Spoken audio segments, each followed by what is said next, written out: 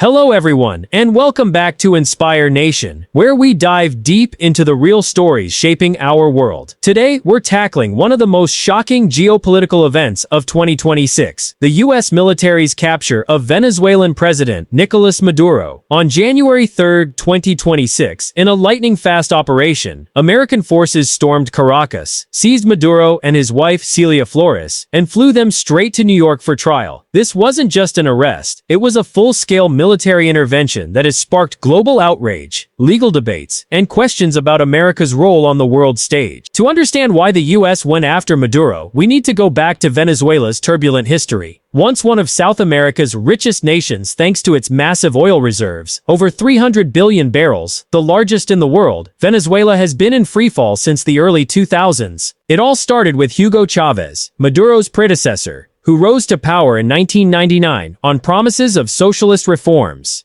Chavez nationalized industries, redistributed wealth, and aligned with anti-US allies like Cuba, Russia, and Iran. But after his death in 2013, Maduro took over amid allegations of election fraud. Under Maduro, hyperinflation soared to millions of percent. Food shortages crippled the population, and millions fled the country in one of the largest refugee crises in history. Maduro's regime was accused of widespread human rights abuses, jailing opponents, suppressing protests, and rigging elections. In 2018 and again in 2024, international observers called his victories illegitimate. The U.S. stopped recognizing Maduro as president in 2019, instead backing opposition leader Juan Guaido, though that support faded over time. Meanwhile, Maduro deepened ties with Cuba, sending oil in exchange for Cuban security forces to protect him. Reports suggest thousands of Cuban operatives were embedded in Venezuela's military and intelligence. This alliance fueled U.S. suspicions of a narco-state, with Maduro allegedly involved in drug trafficking through the Cartel of the Suns, a network of Venezuelan officials smuggling cocaine to the U.S. By 2025, the U.S. ramped up pressure. Sanctions crippled Venezuela's economy, and a $50 million bounty was placed on Maduro for information leading to his arrest, the highest ever for a foreign leader. President Donald Trump, in his second term, vowed to end the Maduro menace, citing threats to U.S. national security from drugs and migration.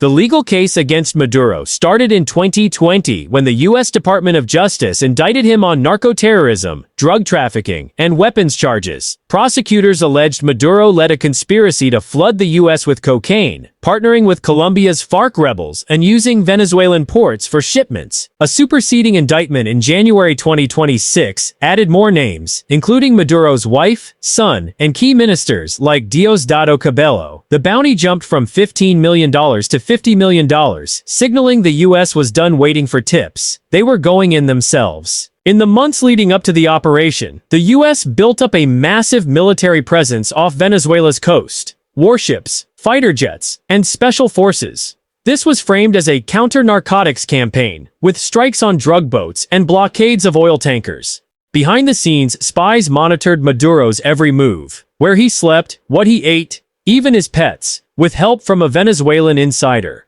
Elite troops rehearsed using a full-scale replica of Maduro's safe house in Caracas. The plan, codenamed Operation Absolute Resolve, was kept secret. No congressional notification until after it started. Trump watched from Mar-a-Lago, surrounded by top officials like CIA Director John Ratcliffe and Secretary of State Marco Rubio. Let's get into the heart of it. The operation itself. It kicked off at 10:46 p.m. EST on January 2nd, 3:46 a.m. GMT on January 3rd, just before midnight in Caracas for maximum darkness and surprise. Over 150 aircraft were involved. Bombers, fighter jets, and reconnaissance planes. Strikes hit key targets, air bases like Generalissimo Francisco de Miranda and La Carlota, the port of La Guaira, Fuerte Tiuna military complex, and air defense systems. Power was cut across Caracas, plunging the city into darkness, what one official called dark and deadly. At 2:01 a.m. local time, Delta Force operators stormed Maduro's compound. They used blowtorches to cut through metal doors amid gunfire. A helicopter was hit, but no U.S. fatalities occurred. Maduro tried to flee to a safe room but was captured with his wife. Venezuelan reports claim deaths among security forces, soldiers, and civilians, including 32 Cubans providing protection. By 4:20 a.m., the couple was airborne, transferred to the USS Iwo Jima, then flown to Stewart Air National Guard Base in New York. The whole op lasted about 2.5 hours. Explosions rocked Caracas, leaving debris, shattered buildings, and shrapnel-strewn streets. Internet and power outages followed, prompting Starlink to offer free broadband until February. Trump announced the success, saying the U.S. would run the country temporarily and seize oil reserves to rebuild. He cut off Cuba's oil lifeline from Venezuela, claiming it ended their security deal. Maduro and Flores arrived in New York on January 3rd and appeared in court 2 days later before Judge Alvin Hellerstein. Both pleaded not guilty to charges including narco-terrorism, conspiracy, drug trafficking, and money laundering. Maduro called it a kidnapping and vowed Venezuela would fight back. In Venezuela, Vice President Delcy Rodriguez was sworn in as interim president by the National Assembly. She demanded Maduro's release, calling the op a savage attack.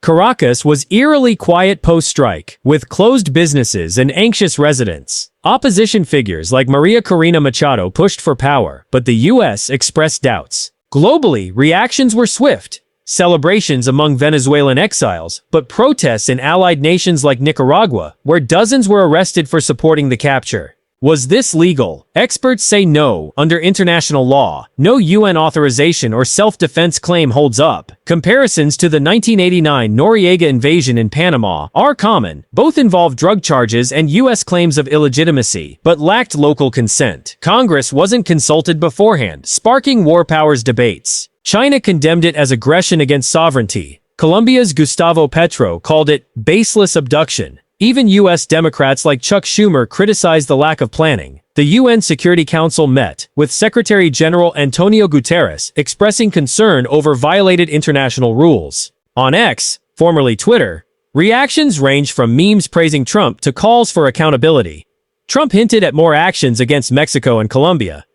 The capture of Maduro marks a bold new chapter in U.S. foreign policy, but at what cost? Will it bring stability to Venezuela or escalate tensions in Latin America? As trials unfold and power shifts, one thing's clear: this event will reshape the region for years. Thanks for watching. If you learned something new, comment your thoughts below. Was this justified? Share with friends and subscribe for more true stories. Sources are in the description. See you next time.